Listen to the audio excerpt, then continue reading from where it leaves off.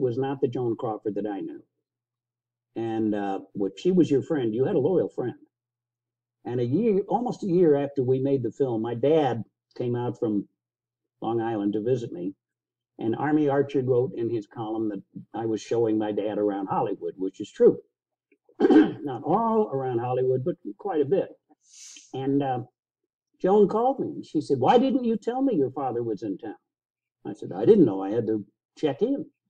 And she said, "Well, how long will he be here?" I said, "He's going home Saturday." She said, "When on Saturday?" I said, "Saturday night." She said, "Ben, would he like to come to my house for dinner on the way to the airport?" My dad was from Boston, Massachusetts. He went to MIT, automotive engineering, and then he taught there. Would he like to go to Joan Crawford's house for dinner? Duh. I took her there. She cooked the dinner. She served the dinner. And while we were sitting there, Dad was so sorry he'd said it, but he said, "Oh, I wish Berna could be here. It's her birthday." That's my mom. Joan said, "What's your phone number?" Dad told her, Flushing 93498. I even remember it to this day. She called the number and said, "Berna, this is Joan Crawford. I'm sitting here with two handsome men, and they tell me it's your birthday. Happy birthday, hon." My mom almost fainted. And she talked for a while, and she turned the phone over to my dad, over to me, then said goodbye to her and hung up. My dad could have bitten his tongue off. He said, "Oh, I should have told her to turn on the tape recorder." They had just bought one of those great big reel-to-reel tape recorders, you know. It takes two men and a boy to carry them into the room.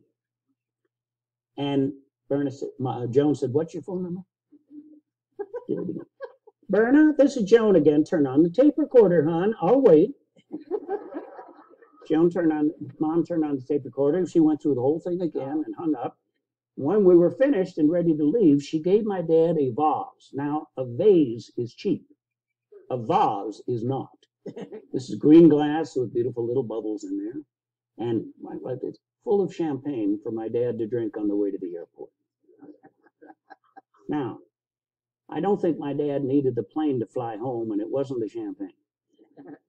Do you think you could get me to tell you anything bad about Joan Crawford? Not on your life. No. What she did for my dad was just the most precious thing she could have done. And she knew it. She knew what effect it would have, and she was just great that way and handled it beautifully. So, there's an experience that most people don't get.